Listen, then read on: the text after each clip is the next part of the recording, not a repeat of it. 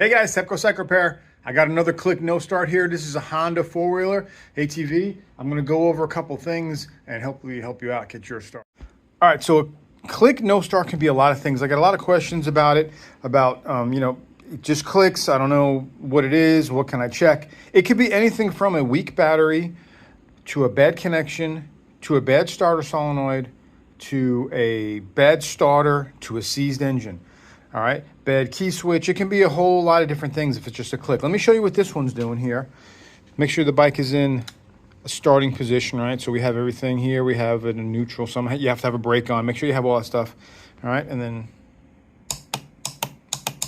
all right, you can hear that. That's clear. So I know that my connections and my wiring going all the way to my starter solenoid are good, right? Because I'm hearing the click. So we know the wiring there is good. And now, how do we know that the starter solenoid is bad or the starter's bad or the engine's not seized and all that? And a simple way to do this one is to just jump it, all right? So that click alone right there could also be a weak battery. So what you want to do for that is put a load tester on it. Not just a volt tester, but a load tester, okay? I know this battery is brand new, but I'm going to show you how this works here. This is the solo one that I've gotten. It's not that expensive, and it's really good to have. So here you can see the voltage that's on it here. I'm just going to do a quick load test on it. All right, and it's okay. All right, so it's got 312 cranking amps right now. Plenty to start this. So that's a good way you can eliminate that.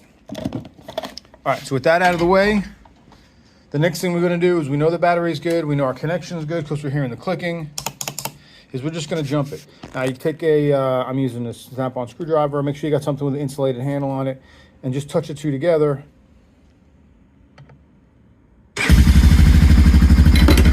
That's a good run of four-wheeler right there.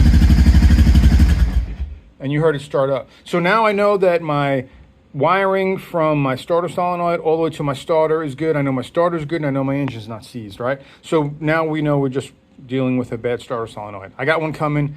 I'll throw it in there later today when it gets here. But those are the couple of things that you can check out. Now, if you check your battery and your battery voltage is good and it load tests good and you're getting a no click, you got to start checking your wires, checking your switches, checking your starter. Sometimes the switch in here can be bad, or this is not, the run position is not working. There's a lot of other things, but this situation here where the starter solenoid is clicking, you know that you're getting power to there. Jump it, you know you're good there. You got a bad starter solenoid in this one. So this is pretty straightforward diagnostics.